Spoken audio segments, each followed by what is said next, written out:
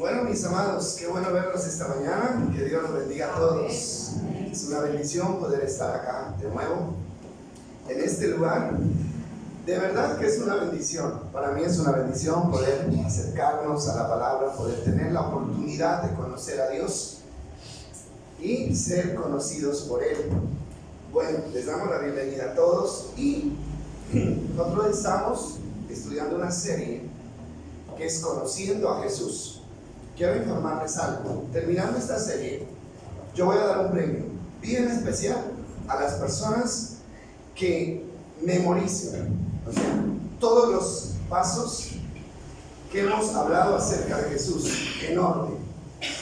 Vamos a dar un premio para estimular a las personas para que retengan, para que se interesen. Voy a hacer un pequeño análisis de lo que hemos visto hasta hoy. A ver cuántos se acuerdan de los puntos que hemos tratado, de las facetas que hemos conocido de Jesús como Rey. Bueno, si ustedes no lo recuerdan, yo se lo recuerdo, pero es la última vez que lo voy a recordar. De aquí en adelante, ustedes lo tendrán que recordar para que el día que hagamos el examen, ustedes lo puedan tener claro. Comenzamos mirando a Cristo como ¿qué? La primera faceta de Cristo, ¿cómo fue? Cristo como ¿qué? Como sumo sacerdote. ¿Recuerdan esto? La segunda, ¿cuál fue? Cristo como Salvador. La tercera, Cristo como ¿escuchó? Cabeza de la iglesia. Cuarto, que fue la última, está fresquito y debe estar allí, guardadito todavía. Cristo como ¿qué? Como siervo y rey. Repito, Cristo como sumo sacerdote, ya miramos lo que esto significa, miramos lo que significa Cristo como Salvador, Cristo como cabeza de la iglesia, Cristo como siervo y rey. Y hoy vamos a mirar Cristo como juez. Interesante el estudio de hoy. Cristo como juez. O sea, con todo esto que hemos aprendido, usted ya tiene que tener una idea clara de a quién es que está siguiendo, a quién es que está sirviendo y quién es el que un día lo va a juzgar. Esto es lo que vamos a mirar hoy. Cristo como juez. Hechos capítulo 10, versículo 42. Hechos capítulo 10, versículo 42 dice así: y Él nos ordenó, dice el apóstol Pedro, que predicáramos en todas partes y diéramos testimonio de que Jesús es quien Dios designó para ser, ¿qué dice? El juez de todos, de los que están vivos y de los que están muertos. Dios designó a Cristo para que fuera nuestro juez. Una pregunta: ¿alguno de ustedes ha tenido la mala experiencia de estar delante de un juez por alguna circunstancia? Bueno, no quiero que levante la mano. Eso hace parte de las reservas del sumario. Pero si usted ha estado allí, entenderá que no es una situación muy agradable. Nadie querría estar delante de un juez para recibir una sentencia. Pero déjeme decirle una cosa: así usted no lo quiera ni lo haya pensado, usted y yo, sin remedio, un día tendremos que estar delante del juez, sin remedio, porque Dios designó a Cristo como juez. Empezamos bien, ¿cierto? A veces no pensamos en esas cosas, ¿no? Que Dios me libre de ir a un tribunal, que Dios me libre de estar en una situación de esas. No, pues Dios no lo va a librar de una situación. Aquí en la tierra, posiblemente, usted nunca vaya a un tribunal y esperamos que sí, pero en el tribunal celestial todos tenemos que comparecer. ¿Cuál es la función de un juez? Vamos a determinar cuál es la función de un juez para poder tener idea de qué es lo que Jesús va a hacer. Primero, la función de un juez es determinar la culpabilidad o inocencia de un acusado. Eso es lo que hace un juez: determina la culpabilidad o la inocencia de un acusado.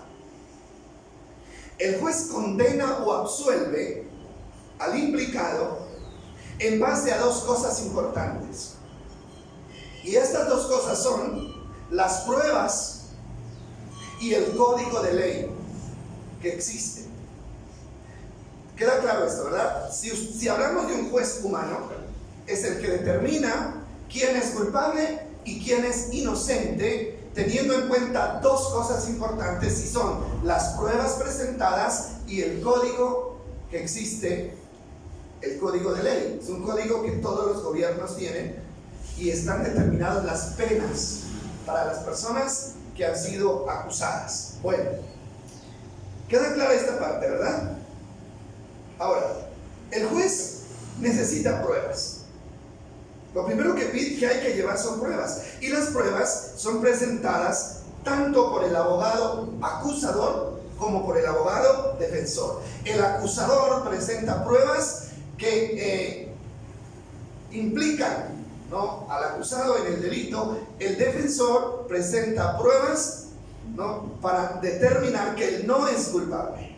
Bueno, eso es un asunto bastante complicado. Y son las pruebas las que le permiten al juez tomar una decisión. Oiga bien, son las pruebas las que le permiten al juez tomar una decisión. Ahora, ¿cómo va a tomar una decisión Jesús acerca de nosotros si somos salvos o no somos salvos? Tiene que tener pruebas. A pesar de que Él lo ve todo y no hay nada oculto para Él, pero Él se remite a las pruebas también, y eso lo vamos a ver más adelante. Bueno, entonces, pero el juez también necesita un código de ley, ¿sí? La ley está escrita con anterioridad. Son los magistrados, no sé quién exactamente, son las personas que se toman un tiempo para escribir los códigos de ley que en últimas determinarán la pena a la que el acusado tiene que someterse. Eso no se inventa de la noche a la mañana. Bueno, entonces, el juez no puede actuar a criterio propio para aplicar una sentencia. Ustedes saben eso, ¿verdad? No, el juez llegó y miró al acusado y como le cayó mal, entonces 20 años. O le cayó bien, entonces este no es culpable. El juez no puede actuar a criterio propio. Por eso necesita pruebas y un código de ley para que su juicio sea justo. Ahora sí, vamos a mirar el caso de Cristo. Esto es en términos generales. Pero lo que nos interesa es el caso de Cristo, porque es delante de Él que vamos a estar. Oiga bien, delante de Él vamos a estar. Vamos a mirar 2 Corintios 5:10. 2 Corintios 5:10. Esto ya tiene que ver con la parte bíblica, la parte espiritual. Miren lo que dice. Oiga bien, cada palabra es clave ahí. Pues todos, ¿quiénes son todos? Todos, usted y yo. Todos tendremos que estar delante de Cristo para ser ¿qué? Juzgados. Cada uno de nosotros recibirá lo que merezca por lo bueno o malo que haya hecho mientras estuvo ¿dónde? En este cuerpo terrenal. O sea que el juicio es no en este cuerpo terrenal. El juicio es después de que hayamos sido ¿qué? Transformados y arrebatados para estar con el Señor. Entonces, lo primero, todos tenemos que estar delante de Él. Ahora, yo no sé si usted es consciente constantemente de esta realidad. No sé si somos conscientes de esto, o si hay algún creyente que ni siquiera ha contemplado la posibilidad de que va a estar delante del juez. Hermano, porque a veces solamente esperamos de Dios lo bonito, ¿cierto? Lo agradable. Él es mi perdonador, Él es mi guardador, Él es mi rey, el que me abraza, el que me ministra, el que está conmigo siempre. Eso es verdad, eso es muy verdad. Pero nunca debemos de olvidar que también hay partes, ¿no?, que no son tan agradables como estas, pero que son una realidad. Yo creo que nunca deberíamos olvidarnos de esto, ¿no le parece? Hermano, cuando una persona tiene pendiente una audiencia en el juzgado, esa persona jamás se olvida de eso. ¿O será que se acuesta a dormir, no es cierto? Y nunca se acuerda de que para mañana o pasado mañana tiene una audiencia donde van a determinar si es culpable o es inocente. Esa persona se preocupa, esa persona piensa, esa persona no tiene más temas en la cabeza que esa situación, porque allí van a determinar su futuro. Esa es la realidad. Ahora, ¿nosotros lo hacemos? ¿O usted duerme tranquilo y jamás trae a la memoria que en cualquier momento usted tendrá que presentarse delante del juez? Eso es lo que tenemos que analizar. Hermano, todo lo que existe no es lo que vemos. Todo lo que existe no es lo que usted analiza aquí en la tierra, lo que planea, lo que proyecta. Hermano, esto también es una realidad. Eso también es una realidad. Hermano, ahora, si usted piensa en eso, en que se va a presentar delante del juez, eso puede despertar en usted dos sentimientos. Uno, un sentimiento de angustia, de preocupación, de miedo, o un sentimiento de ¿qué? De tranquilidad.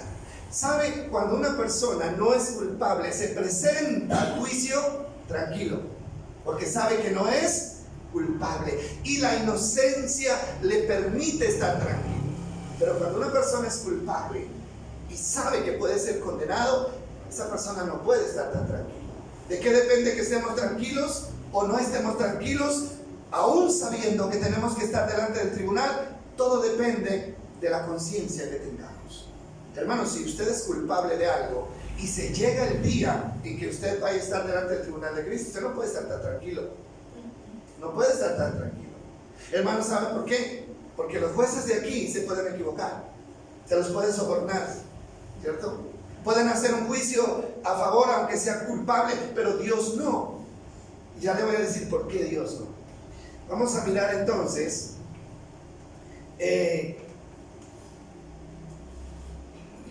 Romanos capítulo 3, versículo 9 al 10. Romanos capítulo 3, versículo 9 al 10. Una realidad que tenemos que contemplar todo el tiempo. Dice así: ahora bien, llegamos a la conclusión de que los judíos son mejores que los demás. No, para nada. Los judíos no son mejores que los gentiles. Dice, tal como acabamos de demostrar, todos, sean judíos o gentiles, están bajo, ¿qué dice? El poder de ¿qué? Del pecado. Y el otro texto dice así, dice, como dicen las escrituras, no hay ni un solo justo, ni siquiera, ¿qué dice? Uno. ¿Eso qué significa? Eso significa que usted y yo somos ¿qué? Culpables. Somos culpables. ¿Y eso cómo nos deja frente a una audiencia ante el juez? ¿Cómo nos deja? Siendo que somos culpables, bajo una sentencia de condenación. ¿Sí? Entonces, ¿por qué hacemos mención a esto? Y esto es importante, porque hay mucha gente que está tranquila y dice, yo no he matado a nadie, yo no secuestro, yo no hago esto, y mencionan 5 pecados grandes, los únicos 5 pecados que se consideran. No, entonces yo estoy bien. Si yo me muero hoy, no, entonces yo voy derechito al cielo porque yo no he hecho estos 5 pecados. Pero ¿son 5 los pecados por los cuales vamos a ser juzgados? No. Hermano, la Biblia dice una cosa importante, dice, el que sabe hacer lo bueno y no lo hace, le es ¿qué? Pecado. Usted no necesita hacer algo malo para ser juzgado como pecador. Con el hecho de que usted no haga nada bueno, ya se convierte en un pecador delante de Dios. Entonces, esto es importante tenerlo en cuenta. ¿Por qué? Porque nadie vamos a ser excluidos, ¿no? de estar delante de Dios como culpables. Bueno, hasta aquí la cosa como pinta como media gris, ¿no es cierto? Pero no se preocupe. No se preocupe porque hay solución. Hay solución, ¿no? Entonces, es lo que vamos a mirar. Bueno, entonces, queda clara esta parte, ¿no? Tenemos que hacernos a la idea. ¿De qué? De que somos culpables y que vamos a ser juzgados como culpables. Ahí el texto anterior dice, el apóstol dice, ¿los judíos son mejores que los gentiles? No. ¿Por qué? Porque los judíos se consideraban mejores que los gentiles. Y él dice, no, los judíos no son mejores que los gentiles. Judíos y gentiles estamos bajo una realidad, y es que todos fuimos contaminados por el pecado, por lo tanto todos somos culpables delante de Dios. Ahora déjame decirle una cosa, si no hubiera venido Cristo al mundo, ni para qué estar hablando de esto. O sea, ni para qué iglesias, nada. ¿Por qué? Porque nadie tendría oportunidad de salvación si Cristo no hubiera venido. Hermano, por eso es que tenemos que amar a Cristo. ¿No le parece que es un motivo suficiente para amarlo y servirlo y serle fiel? Siendo, hermano, que Él fue el que evitó de alguna manera que nosotros escucháramos la sentencia de condenación al final. Tenemos que serle fiel a Cristo. Entonces, este juicio que todos vamos a enfrentar se hará con base a pruebas. Apocalipsis 20, 11 y 2. Hermano, este texto a mí siempre me golpeó fuerte. Desde que yo lo encontré, este texto, nunca me lo pude sacar de aquí. Porque es una realidad. Mire lo que dice, hablando de pruebas. Recuerden que dijimos que los juicios se hacen en base a ¿qué? Pruebas. Si usted no tiene pruebas, ni venga acá a juzgar a nadie. Aquí venga con pruebas. Mire lo que dice. Dice Juan, en la visión que tuvo del libro de Apocalipsis, dice, y vi un gran, ¿qué dice? Trono blanco. ¿Dónde? O sea, ¿qué son los tronos? Los tronos son los lugares donde se sientan los magistrados a juzgar. Dice, y vi un gran trono blanco, y al que estaba sentado en él, la tierra y el cielo huyeron de su presencia, pero no encontraron ningún lugar donde esconderse. Póngale cuidado a eso. Qué bueno sería poder escondernos cuando llegue ese día. Pero ni en el cielo ni en la tierra habrá un solo lugar donde podamos escondernos para ocultar el pecado que no hemos confesado. No va a haber nada, absolutamente nada. Y dice el versículo 12, bueno, ya miramos el trono, Juan vio el trono, ¿y qué vio más? Y vi a los muertos, tanto grandes como pequeños, de pie delante de ¿quién? Del trono de Dios. Nuevamente el trono de Dios. Los libros fueron abiertos. Bueno, ¿cuáles libros? Los libros fueron abiertos, y entre ellos el libro de la vida. A los muertos se les juzgó de acuerdo a las cosas que habían hecho, según lo que estaba escrito en los libros. Y eso yo siento como un escalofrío, de verdad, pensando en eso. ¿Usted pensaba que las obras que hacemos quedaban en el aire? Pues no. Hay unos libros donde cada acción se está anotando. Cada acción se está anotando. Todos nuestros hechos están siendo anotados. Hermano, y recuerde, no hay hueco más profundo ni más oscuro en el que usted se pueda meter que los ojos de Dios no lo vean para anotar lo que está haciendo. Eso es fuerte, de verdad que es fuerte, pero es necesario que lo entendamos. A mí me parece que es necesario, que nosotros no somos niños para salir corriendo asustados de aquí, no. Nosotros somos adultos para salir a hacer las cosas bien, porque tenemos que entender esta verdad. Ahora, si usted quiere cerrar los ojos frente a esto, ciérrelos. Pero el hecho de que usted no lo acepte no significa que las circunstancias van a cambiar. Porque lo que Dios escribió, esto puede pasar el cielo y la tierra, pero su palabra jamás va a pasar. Entonces vamos a mirar esto. Dos clases de libros vio Juan. Un libro era ¿cuál?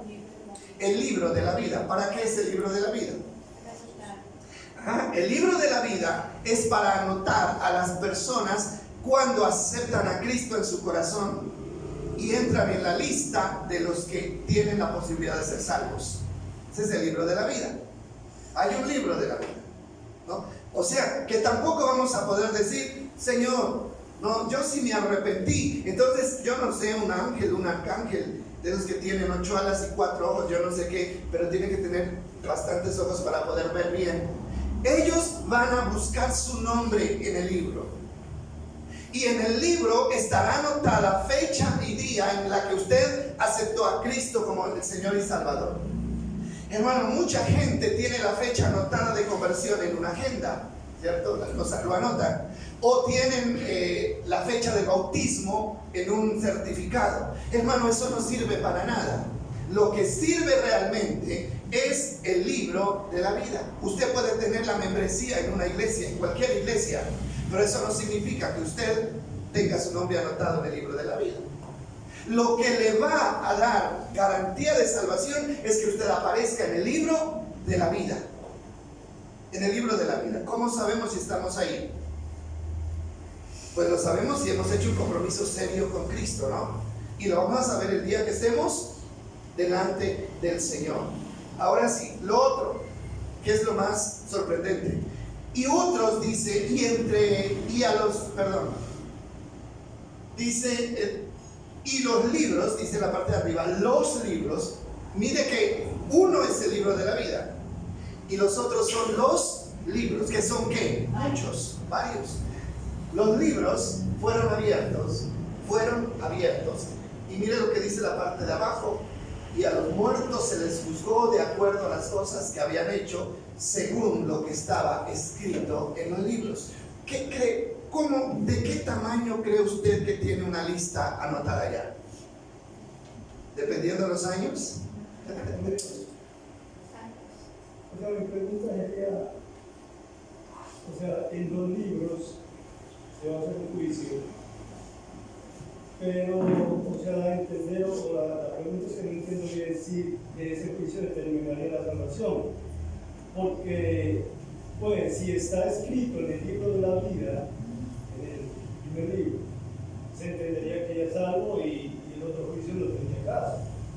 O sea, yo veo que de pronto pareciera ahí que no, que el juicio de los libros no tendría que ver con la salvación para los que están anotados en el libro. Si ya está anotado, ya no tendría caso en juicio. Bueno, en la Biblia hay un texto que dice, para que sus nombres no sean borrados del libro de la vida. O sea que el hecho de que uno esté escrito en el libro de la vida no significa que no puede ser borrado, ¿no? Ahora, no sé si ahora con la explicación que sigue, de pronto entendamos más esta parte. Pero, o sea, el análisis que estamos haciendo acá es lo siguiente. Perdón, yo me tomo un poquito de agua.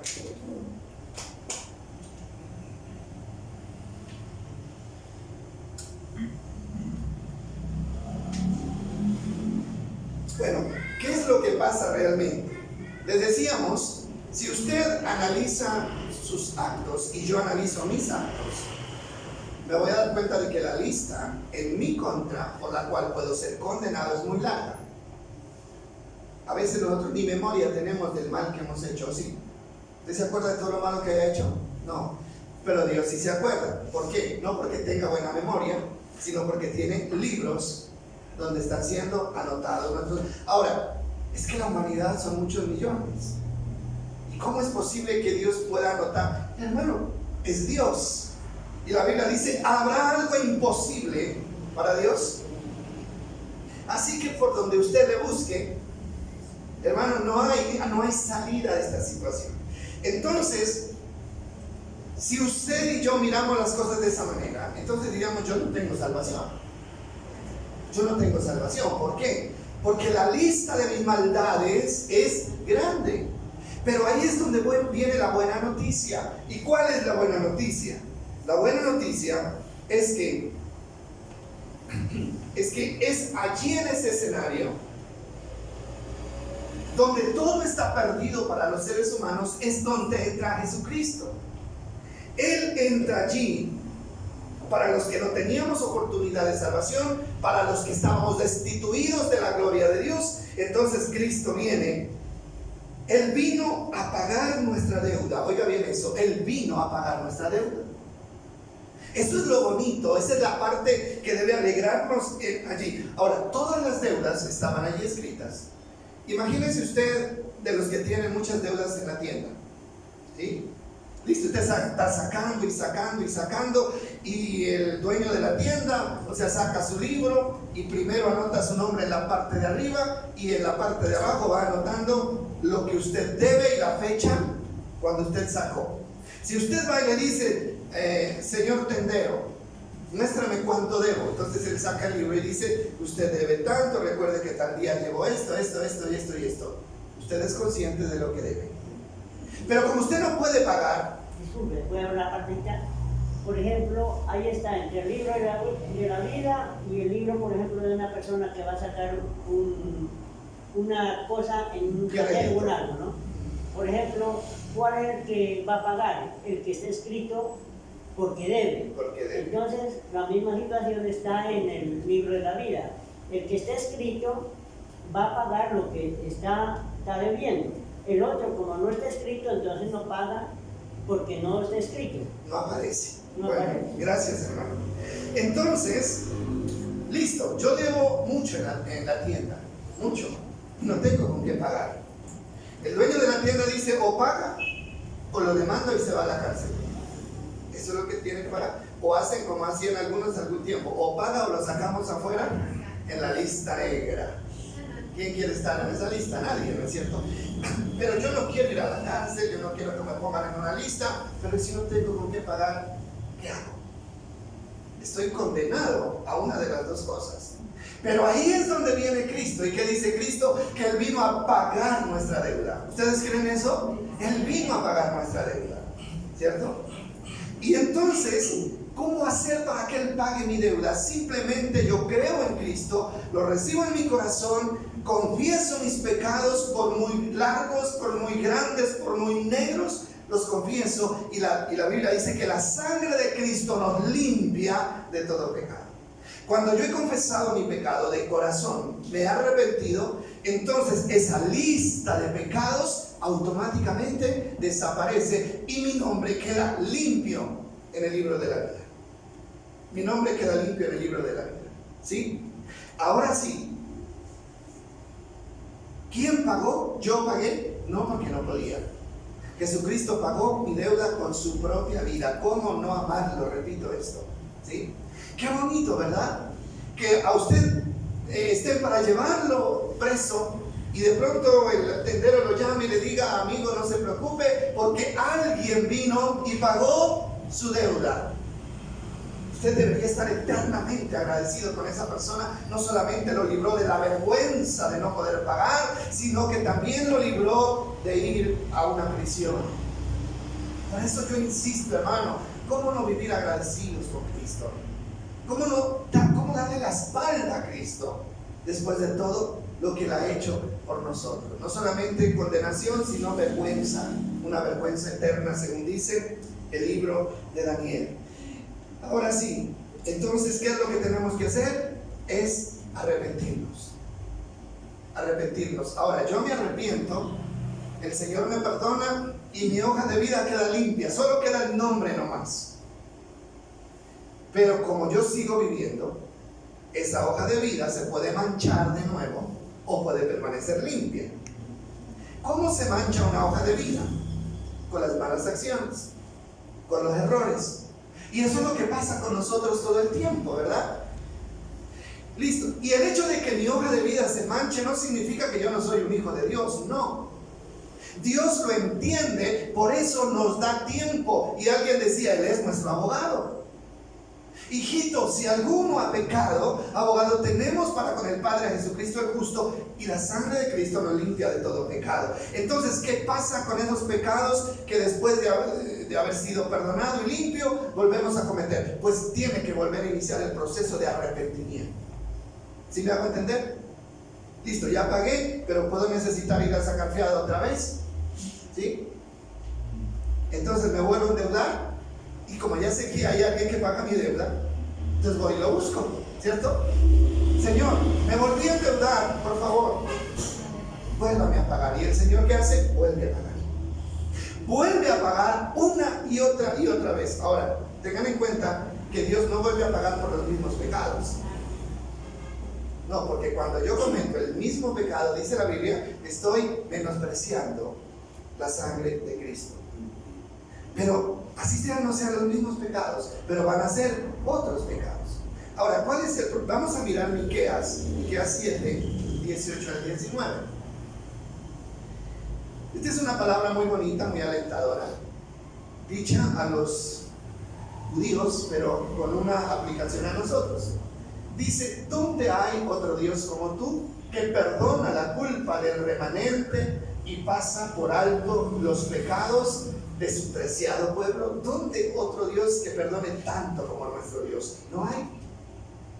Y mire lo que dice, no seguirá enojado con tu pueblo para siempre, porque tú te deleitarás en mostrar tu amor inagotable.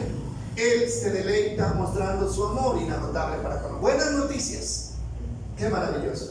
Pero mire lo que dice el versículo siguiente, volverás, dice, esa palabra me gusta, volverás a tener compasión de nosotros, aplastarás nuestros pecados bajo tus pies y lo arrojarás a las profundidades del cielo.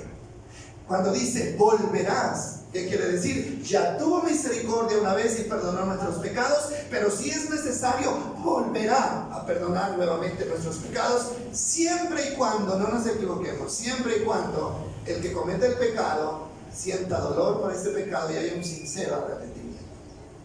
¿Estamos de acuerdo, verdad? Y Él toma nuestros pecados y los echa al fondo del mar y nunca más se acuerda de ellos. Buena noticia. Ahora, pero esto complica más la situación. ¿Sabe por qué? Porque un día vamos a estar delante del juez. Y como hay tanta oportunidad de perdón, si usted llegara delante del juez con un pecado manchando su vida, hermano, no tendrá ningún tipo de excusa, ninguno, porque tanto amor, tanta oportunidad, tantas horas, tantos días, tantos años de oportunidad, nunca los aprovechamos. Hermano, ya más misericordia no puede haber. Entonces, ¿cuál es el problema acá? Una y otra vez, las veces que sea necesario, Dios perdonará nuestros pecados. Entonces, piensen en esto.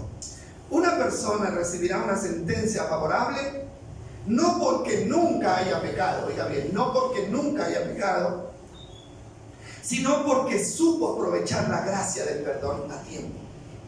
Por eso,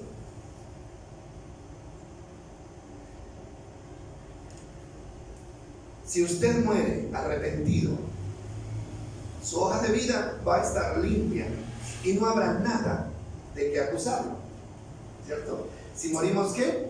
Arrepentidos. No perfectos, sino arrepentidos, habiéndonos lavado en la sangre de Cristo. Hermano, de eso es que tenemos que estar pendientes. Pero si nosotros no somos cuidadosos en la necesidad de arrepentirnos, si no nos examinamos constantemente, podemos ser encontrados, ¿qué? Culpables. ¿Por qué? ¿Porque no hubo oportunidad de perdón? No, porque usted no la aprovechó. La oportunidad de perdón es eterna. Mire lo que dice. Dice que Él volverá y volverá y volverá. Esa es la misericordia de Dios. Pero ¿por qué tanta gente se va a ir al infierno? ¿Por qué? ¿Por qué la Biblia dice que la mitad se va a ir y la mitad se va a quedar siendo optimistas? ¿Por qué? ¿Sabe por qué? Porque esos que se van estuvieron pendientes de su conducta, estuvieron pendientes de sus errores y no los dejaron avanzar, no le dieron tregua al pecado, sino que el día que fueron conscientes de que cometieron el error, fueron y se lavaron en la sangre de Cristo. ¿Por qué? Porque como las 10 vírgenes, ¿no es cierto?, estaban conscientes y esperando ¿a quién? Al esposo. Es que el esposo puede venir en cualquier momento y él no me puede encontrar sucio, entonces inmediatamente sé que me he ensuciado, corro y busco ¿qué? ¿Dónde limpiarme? Y es en la sangre, y de nuevo estoy limpio en la sangre de Cristo. ¿Pero por qué se quedaron las 5? Porque eran ¿qué? Insensatas. ¿Y por qué eran insensatas? Eran insensatas ¿por qué? Porque pensaron que el esposo no venía, cabecearon y se durmieron. ¿Qué pasó? Se descuidaron de su propia persona. No examinaron su conducta. Mire, se relajaron, como dicen por ahí, ¿no es cierto? Y dejaron que el pecado se acomodara en su vida y no lo sacaron de ahí. Yo no sé si queda clara esta parte, ¿verdad? ¿Queda claro esto? O sea, esta es la buena oportunidad. Pero porque tenemos que entender por qué mucha gente que conocedora de Dios se va a perder. Muchos son los llamados y pocos los escogidos. No es porque Dios no quiera perdonar a uno sí y a otro no. No, es porque no todos somos cuidadosos de la manera como caminamos. A ver, bueno, yo pues no lo tomo como una cuestión, sino como un aporte. Me echa bastante a veces este tema.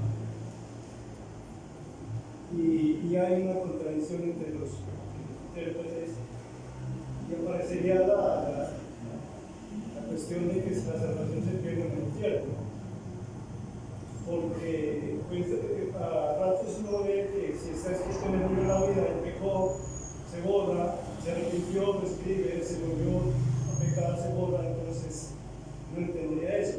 Pero lo que yo quisiera resaltar en ese momento es de pronto lo que nos ha hablado y es la fe. Porque hace un momento estábamos hablando del capítulo 3 de Romanos. No sé si adelante tenga la cita, la verdad no sé si me estoy adelantando. Pero es que cuando uno lee Romanos capítulo 3, solamente los primeros versículos, quedaría como incompleto el mensaje, porque el final es el bueno. A partir del versículo 21, es donde llega la buena noticia, pero ahora dice pues, se ha manifestado la justicia, la que habló los profetas, la ley, que es la justicia mediante la fe en Jesucristo. ¿Qué texto? ¿Qué texto? Romanos capítulo 3 a partir del versículo 21. Romanos 3, 21, vamos a leer. ¿Lo tienes ahí? Ojalá hasta el 26. A ver, dice así: pero ahora, tal como se prometió tiempo atrás en los escritos de Moisés y de los profetas, Dios nos ha mostrado cómo podemos ser justos ante Él sin cumplir con las exigencias de la ley. Recuerden que estamos hablando de ¿qué? De la ley. ¿Qué más dice? Dios nos hace justos a sus ojos cuando ponemos nuestra fe en Jesucristo. Y eso es verdad para todo el que cree, sea quien fuere. Es importante eso. Dios nos hace justos cuando ponemos nuestra fe en Jesucristo. Recuerden la palabra fe, ¿no? Que hay que analizarla bien. Más adelante dice: pues todos hemos pecado, nadie puede alcanzar la meta gloriosa establecida por Dios, hablando de la ley, ¿no? Sin embargo, con una bondad que no merecemos, Dios nos declara justos por medio de ¿quién? De Cristo Jesús, quien nos liberó del castigo de nuestros pecados. Es lo que estamos diciendo, ¿no? Él nos libró de la deuda. Pues Dios ofreció a Jesús como el sacrificio por el pecado.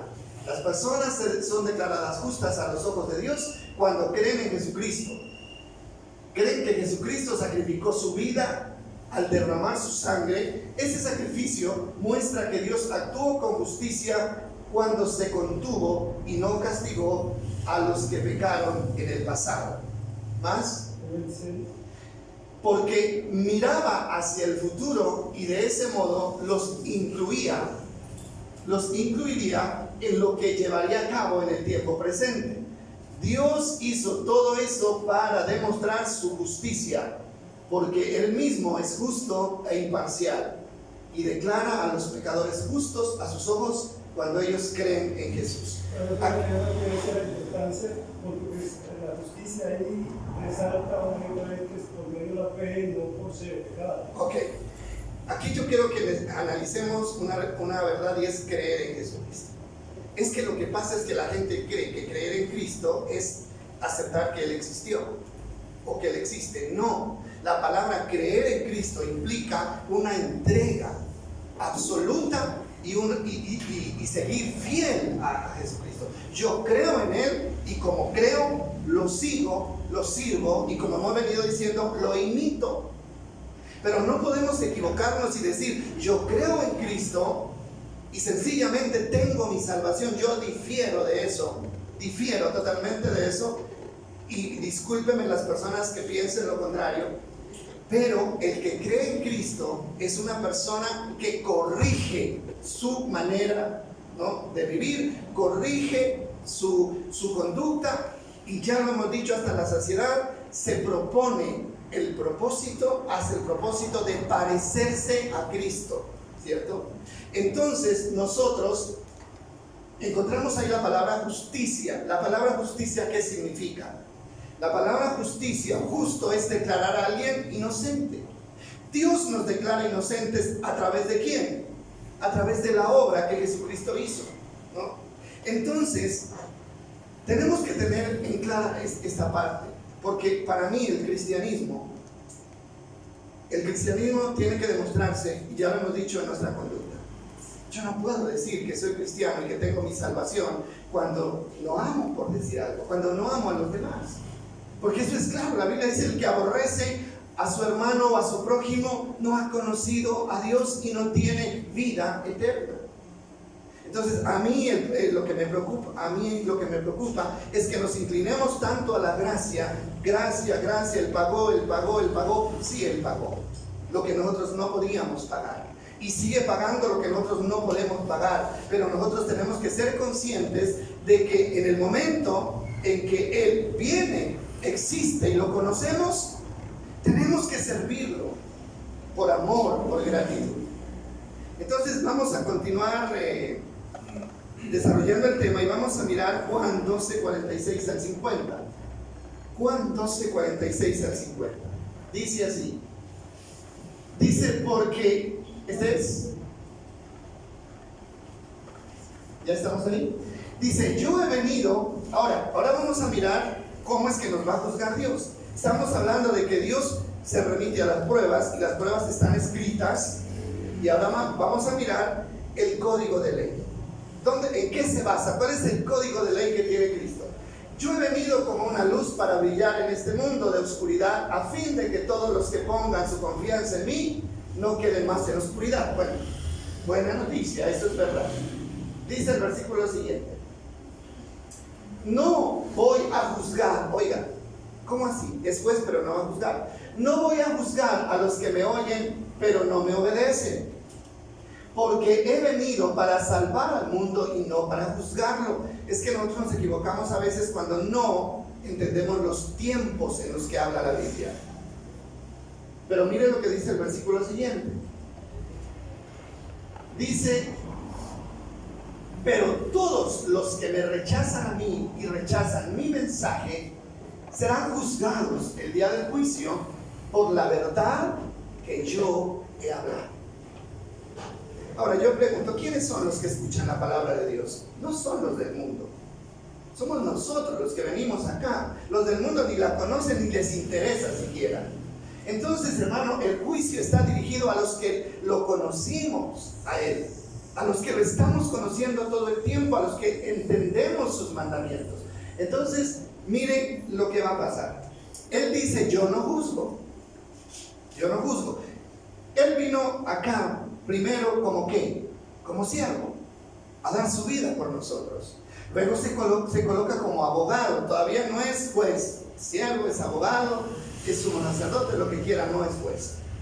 Entonces, resulta que, como ya lo habíamos explicado, ningún juez terrenal, ¿no?, se inventa la sentencia, sino que hay un código de ley escrito y él va y busca en el código y dice: esta persona mató a alguien y lo hizo, ¿cómo es que dicen? Con premeditación y, bueno,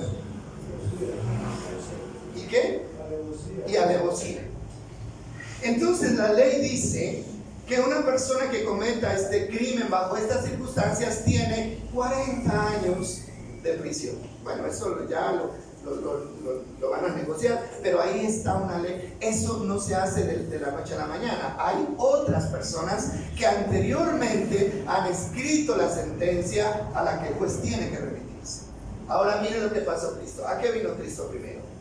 Él vino y escribió, o dictó, digamos así, porque él no escribió nada, pero dictó ¿qué? Sus leyes. ¿No es cierto? Y en el Sermón del Monte, cuando Jesús habla y le habla acerca de la ira y airaos pero no pequéis, y cuando habla y el que mira a la mujer para codiciarla y adulteró con ella en su corazón, y el que dice, bueno, que no, son 21 temas los que hablan, ¿no? ¿Esas qué son? Leyes. Son leyes, ya están escritas las leyes. ¿Y qué va a hacer Jesús el día del juicio? Simplemente Él va a decir, bueno, según la ley usted debía hacer esto y esto y esto. Según lo que yo le enseñé a usted, que dice que es mi seguidor, usted debía hacer esto, esto y esto y esto. Si usted lo hizo como de acuerdo a lo que está allí, entonces no se preocupe. Pero si usted no lo hizo conforme usted está allí, como Dios lo escribió, entonces hay una sentencia. Ahora, repito, podemos infringir la ley de Jesús, podemos infringirla, pero tenemos oportunidad ¿de qué? De reivindicarnos con el perdón. Ahora, por eso yo insisto que, mire, la palabra es la que nos va a juzgar. ¿Cómo así que la palabra? ¿Por qué? Porque en la palabra está escrito lo que usted debe y no debe hacer. ¿Sí me estoy explicando? Entonces el Señor, en ese momento del juicio, usted no le va a poder decir, Señor, si yo lo hice. Y el Señor dice, bueno, en mi ley decía que usted debía amar a los enemigos. ¿Lo recuerdas? Le van a preguntar, ¿lo recuerdas? ¿Lo leíste alguna vez? ¿Cuántas veces oíste predicar de eso? ¿Lo recuerdas? Debías hacerlo. Si lo hiciste, felicitaciones. Pero si no lo hiciste, infringiste mi ley. Señor, pero usted es amor. Y la Biblia dice que usted es amor. Pasemos esa página, ¿no? No lo tomemos en cuenta. Qué pena. Yo tengo que remitirme como juez responsable a lo que es escrito en el código que ya se les había entregado a ustedes. ¿Sí? Hermano, por eso es que yo les decía, de pronto estas palabras no caen muy bien, no son muy agradables, pero yo considero que son necesarias. ¿Por qué? Porque ese pasaje de Mateo, hermano, que me sorprende mucho, y ya lo hemos leído, el 31 lo leíamos, y es el de Mateo 6, dice, por sus frutos los conoceréis. Es Mateo 6, 6:21. No lo tenía, pero lo podemos ver ahí. 6:21. O sea, yo no entiendo cómo es que alguien se va a presentar delante del Señor a pedirle un puesto. ¿Cómo? O sea, si está seguro que no hizo lo correcto, no tiene cara de presentarse allá. Pero alguien se presentó allá. Y dice así, es 6:21. ¿Estamos en el 6:21? 7:21, perdón. 7:21. Bueno, nosotros conocemos este texto de memoria, pero lo traigo a este momento porque me parece interesante, ¿no? Y me parece interesante porque tenemos que entender que hay mucha gente que está viviendo una esperanza equivocada. Tenemos que tener en cuenta esto. No todo el que me llama ¿qué? Señor, Señor, entrará en el reino de los cielos. Solo entrarán aquellos que verdaderamente hacen la voluntad de mi Padre que está ¿dónde? En los cielos. ¿Cuál es la voluntad del Padre? Está revelada en lo que dijo Jesucristo, porque Cristo dijo, yo no hablo por mi propia cuenta, sino que lo que el Padre me dijo que hablara, eso es lo que yo hablo. Y ahí en la enseñanza de Cristo está revelada la voluntad del Padre. ¿Qué más dice? Dice, ahí están. El día del juicio, oiga bien, el día del juicio, muchos me dirán, Señor, Señor, profetizamos en tu nombre, expulsamos demonios en tu nombre, e hicimos muchos milagros en tu nombre. Detengámonos ahí un momento. Hermano, el inconverso, el incrédulo, ¿echó fuera demonios? No, estos debieron estar en una iglesia. Estos debieron tener liderazgo en una iglesia. Por eso dicen, profetizamos, echamos fuera. Esto que está ahí, ¿dónde se hace? En las iglesias. Pero mira lo que dice Jesús. Dice, pero yo les responderé, nunca los conocí. Aléjense de mí ustedes, los que violan las leyes de ¿quién? De Dios. ¿Por qué? La pregunta es, ¿por qué alguien se presentaría delante de Dios a exigir, Señor, Señor, en tu nombre, tenemos derecho de estar aquí porque hicimos tantos milagros? ¿Por qué? Porque estaban convencidos de que lo habían hecho bien. Pero ese día, el Señor les dirá, yo a ustedes nunca Los profetizaron, hicieron milagros. Hermano, eso parece que se puede hacer sin Dios. Eso se puede hacer sin ni siquiera conocer a Dios. Eso es lo que da a entender el texto. Pero pensemos en una cosa. Hay mucha confusión en las personas y hay mucha gente que cree que se va a ir al cielo. Cree que va a ir al cielo. Cree que va a tener la vida eterna. Pero hay una clave, y la clave es hacer la voluntad de Dios. Y la voluntad de Dios es la que está escrita, no es la que a usted se le ocurre, no es la que a usted le parece. Entonces yo quiero terminar acá. Sí, terminamos, ¿verdad? Bueno, tengo 10 minutos para ahí. Mirando Lucas 6:46 al 41. Bueno, de nuevo, el Señor le da valor, mucho valor, a lo que Él enseñó, a lo que Él escribió. Dice así: así que, ¿por qué siguen? Esa es, ¿no? Llamándome Señor, Señor, cuando no hacen lo que yo les digo. ¿Qué decía Mateo? Mire, lo de Mateo es allá. Y esto era ahí, cuando Jesús estaba de acá. ¿Por qué me dicen Señor, Señor y no hacen lo que yo les digo? ¿Qué significa eso? Ustedes no entienden lo que significa la palabra Señor. No entienden lo que significa convertirse a Cristo. No entienden lo que significa creer y aceptar el señorío de Cristo. No lo han entendido. Una persona que no hace lo que Dios dice, no ha entendido lo que es convertirse a Cristo. A ver, versículo siguiente. Les mostraré cómo es cuando una persona viene a mí, escucha mi enseñanza y después la sigue. Es que más claro no puede haber más enseñado. Dice, es como una persona que para construir una casa cava hondo y echa los cimientos sobre roca sólida. Cuando suben las aguas de la inundación y golpean contra esa casa, esta quedará intacta porque está bien cimentada, construida. Pero mire lo contrario. Dice, pero el que no oye, el que oye, oiga bien, ahí el problema no es oír, porque todos oímos. El problema es obedecer. ¿Sí? Pero el que no obedece es como una persona que construye una casa sin cimientos. Cuando las aguas de la inundación azotan esa casa, se derrumbará en un momento, en un montón de escombros. Y esta versión dice, y será grande su ruina. ¿De qué está hablando? Perdición, pérdida total de la vida, porque ahí no está hablando de una casa, está hablando de nuestra vida. Entonces yo insisto en que todo esto es para las personas que estaban siguiendo a Jesús. Oyen, pero no hacen, ¿sí?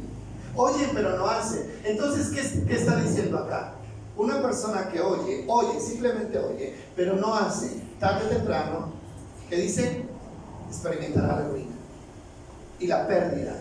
Pero el que oye y hace, permanecerá, ¿qué dice? Firme. No importan los embates de la vida, permanecerá firme. Entonces, hermano, aquí la bendición o la destrucción está no solo por creer, sino por qué? Creer y hacer. Obedecer. Es la obediencia, es la obediencia. Hermano, y yo entiendo, y lo siempre lo he dicho, hermano, y ahí es donde está el engaño del que habla Jesús cuando dice, vendrán muchos engañadores en mi nombre. ¿Por qué? Porque el engaño está claro. ¿Sabe cuál es el engaño? Usted creyó en Cristo, no importa. Ahí está el engaño. ¿Cierto? Usted creyó en Cristo, no importa lo que haga. No importa lo que haga. Usted es salvo. Hermano, yo no voy a entrar a discutir, ¿no? Porque ustedes también tienen al Espíritu Santo, como decía Pablo, ¿no es cierto? Y Él también los puede ayudar. Pero reflexionemos sobre esto. ¿Será que solamente es suficiente con creer y luego vivir una vida como a mí me parezca? En Mateo, sería bueno tener en cuenta también el texto de Mateo, ¿no? Cuando dice que el Hijo del Hombre dice juzga a las naciones. Ajá. Eso, Mateo 25, ¿no? 31. Porque yo creo que porque ahí hay cosas que a veces son tan mínimas que sobre eso Dios no puede juzgar. Yo lo tenía acá, pero ustedes lo conocen, ¿cierto? Mateo 25:31, el juicio de las naciones. Un día todos estaremos delante de Él. O sea, el caso es que en conclusión una persona se va a condenar por no creer. Por no Porque creer. si una persona dice se cree, ¿Cómo hacer? pero vive el pecado, no se condena por vivir el pecado, sino por no creer. Por no creer, pero vamos a lo siguiente. El que cree, obedece. Pero, o sea, en mi concepto, la conclusión que yo llego es: la obediencia no es un complemento para la salvación, sino una consecuencia de haber sido salvado. Ahora, si esa persona sigue en desobediencia, no es un creyente desobediente, sino un incrédulo. Así es en una iglesia, y se va a condenar por incrédulo. Bueno, la Biblia habla de creyentes carnales, ¿no? No por creyente pecador, sino por incrédulo. O sea, creyente pecado. cuando la Biblia habla de creyentes carnales, está hablando de quiénes. Personas que hicieron un compromiso con Cristo, que tienen al Espíritu Santo, pero que se dejan dominar, ¿por qué? Por los deseos de la carne. Y la Biblia dice que el que vive en la carne tendrá muerte. Eso es lo que dice. Ahora, estamos de acuerdo, no creo que haya discrepancia. Yo insisto en que la salvación es por creer en Cristo, pero el que cree, obedece. Dice Juan 14:15, si me aman, obedezcan mis mandamientos. En otras palabras, la forma de ustedes comprobar que me aman es que guarden mis mandamientos. Y Santiago también dice que la fe sin obras, que es muerta. La fe sin obras es muerta. Entonces, hermanos, nosotros tenemos que romper con esto. ¿Por qué? Porque no sabemos el día que nos vayamos a presentar delante de ¿quién? Delante del Señor. Ahora, yo digo que hay una buena noticia. O sea, la buena noticia, ¿cuál es? Que usted no se tiene que perder. No tiene por qué perderse. ¿Por qué? Porque la oportunidad de limpiarse está al alcance de sus manos. Está al alcance de sus manos. Entonces nos vamos a condenar por descuidados, simplemente así como a las 5 insensatas, no por nada más. Entonces, ¿a dónde lleva este mensaje? Lleva a que seamos más cuidadosos de ¿qué? De lo que pensamos, de lo que decimos, de lo que hacemos, de todo lo que signifique violar la ley de Dios. Y yo creo que este es un mensaje de verdad para las personas que estén pensando en su salvación, ¿sí? Estemos pensando en nuestra salvación. Y a mí me da mucha tristeza saber que siguen habiendo personas que siguen engañando a la gente, y la gente feliz de que lo engañen, feliz de que lo engañen. Hermano, ¿por qué? Porque esos mensajes, crea en Cristo y es salvo, mejor dicho, esos son aplaudidos, y los líderes que predican esto, la gracia, esas personas son seguidos por multitudes. Pero está escrito, dice que en el último tiempo se amontonarán, ¿qué dice? Escuchando maestros que solamente les enseñan lo que ellos quieren oír. Y eso está profetizado para los últimos tiempos. Hermano, si usted viene a escuchar la palabra, no viene a escuchar lo que usted quiere oír. Viene a escuchar lo que Dios determinó que era necesario para su salvación. Y a mí también me golpean cosas que yo no quisiera oír. Y yo no quisiera encontrar aquí porque están en contra de mí. Yo no las quisiera encontrar. Pero gracias a Dios porque están ahí. ¿Sabe por qué? Porque si no estuvieran, yo seguiría caminando ciego. Y un día estaría como esos de ahí. No, Señor, Señor, en tu nombre prediqué 40 años allá en la Unión. ¿Qué tal que me diga, yo a usted nunca lo conocí? Aparte de mí, hacedor de maldad. Pero gracias porque tenemos la orientación. Gracias, hermano, porque aunque nos duela a veces y las piernas nos tiemblen por un momento, hermano, pero ahí está la misericordia de Dios. ¿No lo ve usted? Aquí está la misericordia de Dios. Ahora, que cada uno es libre de hacer con esta palabra lo que quiera. Porque Dios, ni siquiera Dios nos obliga a que lo obedezcamos. Eso es por dos cosas. Uno, porque lo amo y porque estoy agradecido con mi Señor por todo lo que ha hecho. Y dos, porque realmente anhelo un futuro eterno al lado de Él. Amén. Que Dios nos bendiga entonces. Recuerden, que vamos a hacer un examen y vamos a dar un premio especial a las personas que estén siguiendo el test. Ya casi estamos terminando esta serie de Conociendo a Jesús. ¿Por qué empezamos esta serie? ¿Por qué? Porque necesitamos amar a Jesús, necesitamos obedecerlo, y entre más lo conozcamos, más lo vamos a amar, porque nadie puede amar a alguien que no conoce realmente. Démosle gracias a Dios. Incline su cabeza ahí, mi hermano, pídale al Señor que le revele todo lo que usted necesita y que Él haga la obra. Señor, gracias por esta palabra. Yo sé que nos estás preparando para un futuro eminente, Dios, inminente. Señor, estaremos delante de ti un día y eso será irremediable, Dios.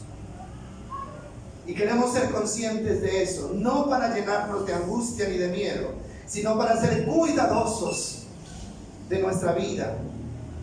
Y como dice el proverbio, gracias por ese proverbio, el que confiesa su pecado, el que oculta su pecado no prosperará, mas el que lo confiesa y se aparta alcanzará misericordia. Señor, tenemos la oportunidad de confesar y apartarnos, y tu misericordia está en tus manos para nosotros. Pero queremos ser serios en esto y que tu Espíritu Santo nos ayude, porque estamos hablando de nuestro futuro eterno, del futuro eterno de nuestra alma. Gracias, Señor, porque aún con estas palabras que son fuertes, tú nos demuestras que nos amas y que nos quieres tener a tu lado por toda la eternidad. Yo bendigo a tu iglesia. Que tu Espíritu Santo nos acompañe, que además de guardar nuestro cuerpo, también tú guardes nuestra alma, Señor. Padre, muchas gracias en el nombre de Jesús. Amén y amén. Bueno, mis hermanos, tienen para que mediten toda la semana.